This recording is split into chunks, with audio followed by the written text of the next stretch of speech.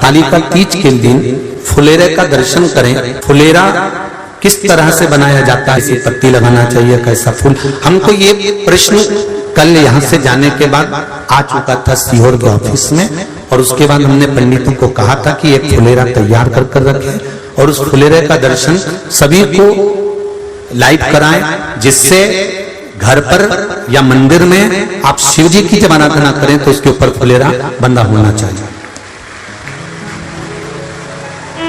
जैसे ये शिवलिंग आपने बनाया बालू रेत का, मिट्टी का, जो शिवलिंग का निर्माण करा है, उस शिवलिंग का निर्माण करने के बाद में आपके मध्य में जब आप शिवलिंग बनाते हो घर के अंदर हॉल में या मंदिर में, तो ऊपर कोई कुंडी वगैरह लगी हो, पंखा लगा हो, उस पे से रस्सी बांध कर लेकर आकर इस फुलेरे को इस तरह से शिव जी के ऊपर लटकाया जाता है। इसको फुलेरा कहते हैं। ये भगवान शंकर का अखंड सौभाग्य देने का फुलेरा होता है, जिसको माता पार्वती जी, उमा, कात्यायनी देवियों ने इसका स्मरण किया। एक गोल होता है, गोल, चौकोर, तिरछा, जिस तरह से भी बनाना हो, पर शिव जी के ऊपर नीचे शंकर भगवान होते हैं। ये थोड़ा ऊंचा, जिससे पूजन भी आराम से हो जाए, इसको ऊंचाई की ओर लगाया जाता है, जिससे भगवान, जैसे अपन जलाधारी लगाते हैं, उसी तरह से इस फुलेरे को लगाया जाता है। तो इस फुलेरे में कहीं ना कहीं पत्तियों को भी लगाना चाहिए। माला के साथ में कोई आम की पत्ती हुई, अशोक की पत्तियां हुई, उसका भी स्मरण इसमें आता है महाराज, उसका भी स्मरण। जैसे भगवान देवाधिदेव महादेव का शिवलिंग का दर्शन हो गए सबको फुलेरा का? अरे जम के तो बोलो, हो गए ना? और जितने लोग आस्था पर सुन रहे हैं, जितने लोग फेसबुक यूट्यूब पर सुन रहे हैं, अगर आपके स्मरण में फुलेरा नहीं हो तो उसका दर्शन अवश्य करिएगा। शिव मंदिर में अगर जलाधारी भी लगी हुई है तो जलाधारी से फूल बांधकर नीचे की ओर लटकाना चाहिए, पर लटकाना चाहिए, फुलेरा बनाना चाहिए।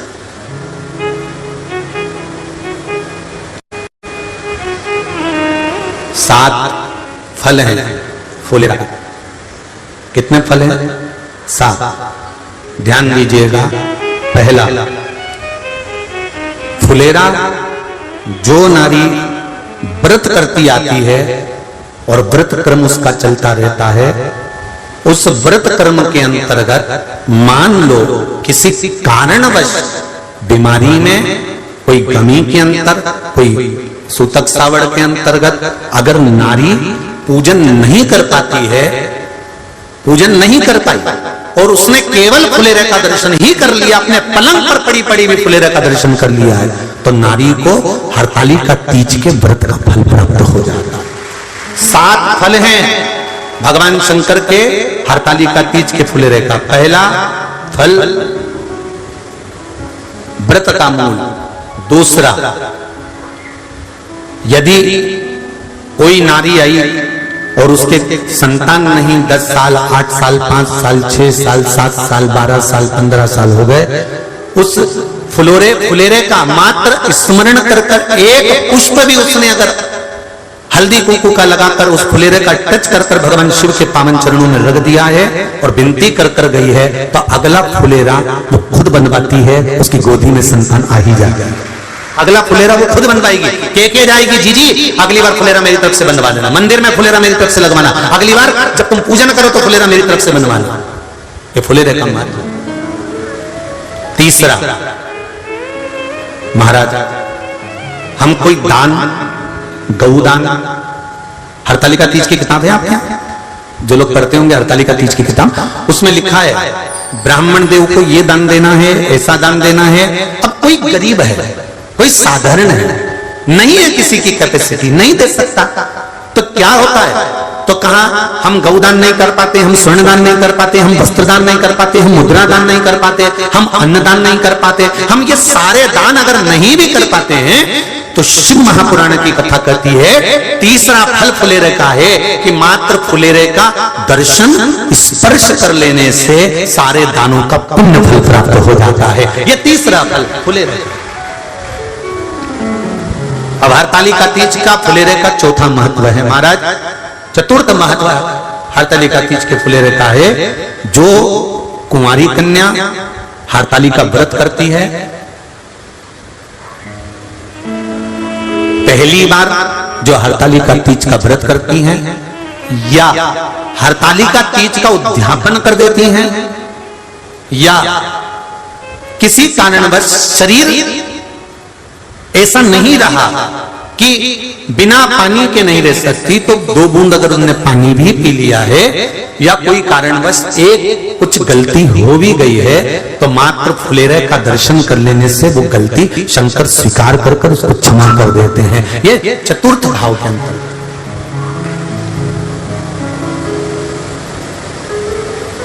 फुलेरे का अगला वर्णन करा गया।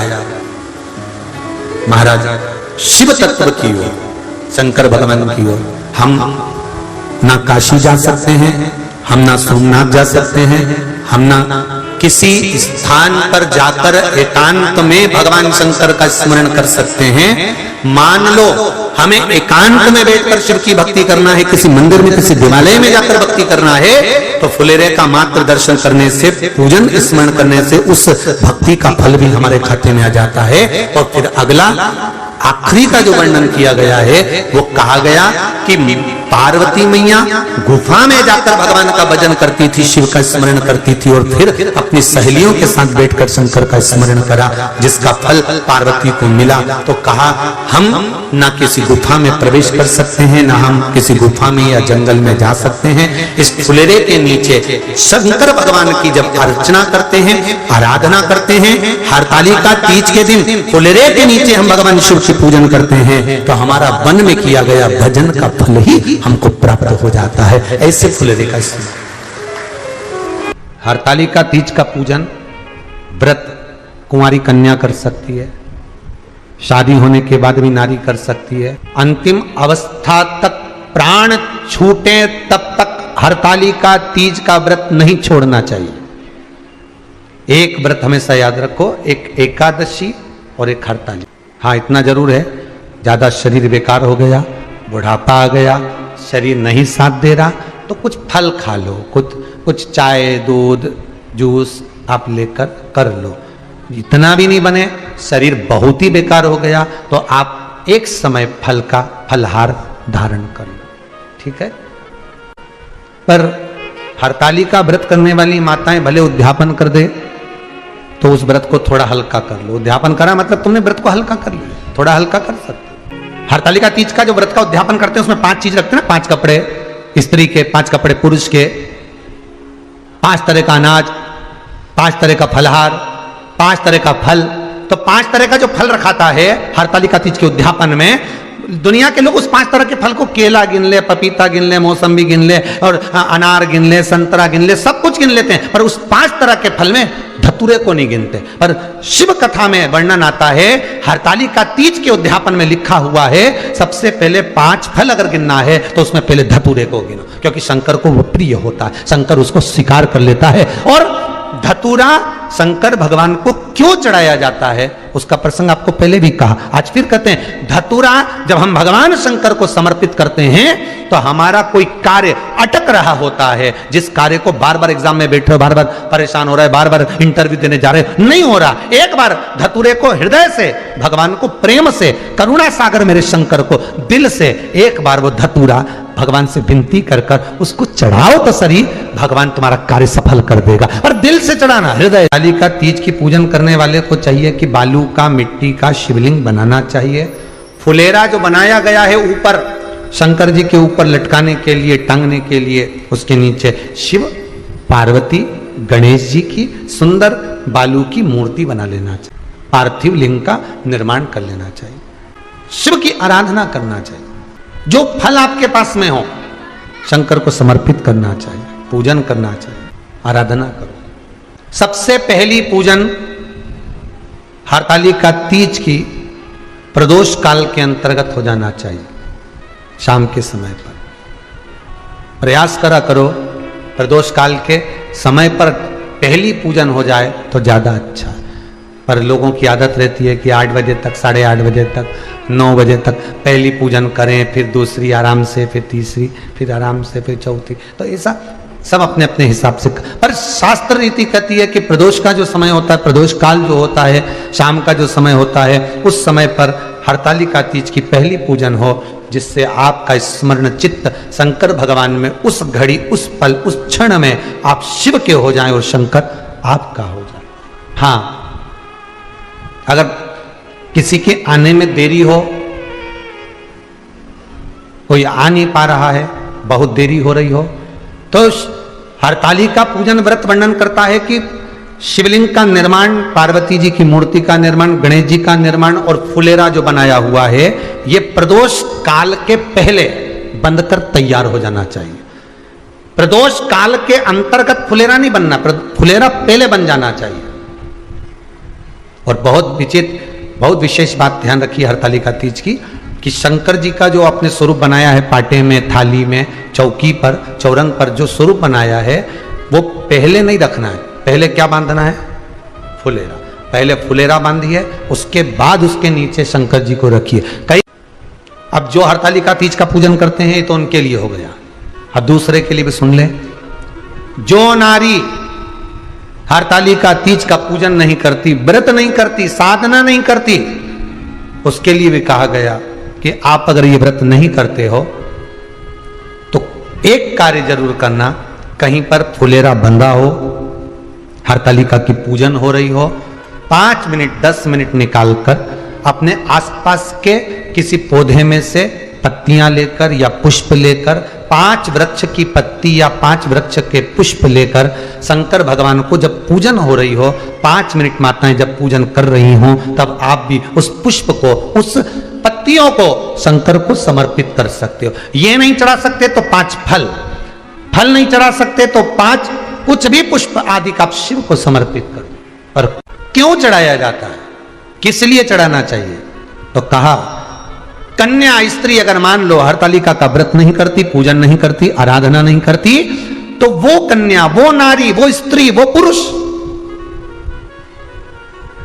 कार्य तो बहुत करेगा, दुकान भी 4 चलाएगा, व्यापार भी बढ़ाएगा, पर संपदा को जोड़ नहीं पाएगा। 1 रुपए कमाएगा, 1.25 रुपए खर्च वाला काम चलेगा। हस्त नक्षत्र में जो तृतीया पड़ती है, हस्त नक्षत्र के अंतर्गत जो तृतीया का महत्व कहा गया है, वो संपदा को बढ़ाती है, मनोकामना को पूर्ण करती है। इस नक्षत्र के अंतर्गत जो तृतीया आती है, वो मनोकामना को पूर्ण कर कर चली जाती है। इसलिए शिव की आराधना के लिए प्रथम मान्य। हस्त नक्षत्र में किया गया दान, हस्त नक्षत्र के अंतर्गत तृतीया के दिन किया गया पुण्य, हस्त नक्षत्र में तृतीया के दिन किया गया श्रृंगार, हस्त नक्षत्र में तृतीया के दिन करा गया अपना सुंदर सिंदूरा, भगवान का आनंद, 5 तरह के वस्त्र, 5 तरह के स्त्री के वस्त्र, पुरुष के वस्त्र, 5 तरह का फल, 5 तरह का अनाज, ब्राह्मण को बुलाकर ब्राह्मणी के साथ आप या तो ब्राह्मण से उद्यापन करवाएं या फिर आप स्वयं भी करते हैं, तो शिव को समर्पित करके ब्राह्मण और ब्राह्मणी को भोजन कराकर वो भाग प्रदान करें। यही हरतालिका तीज के उद्यापन का वर्णन आता है। सुंदर भाव से हरतालिका माता आप सभी की मनोकामना पूर्ण करे। हर हर महादेव।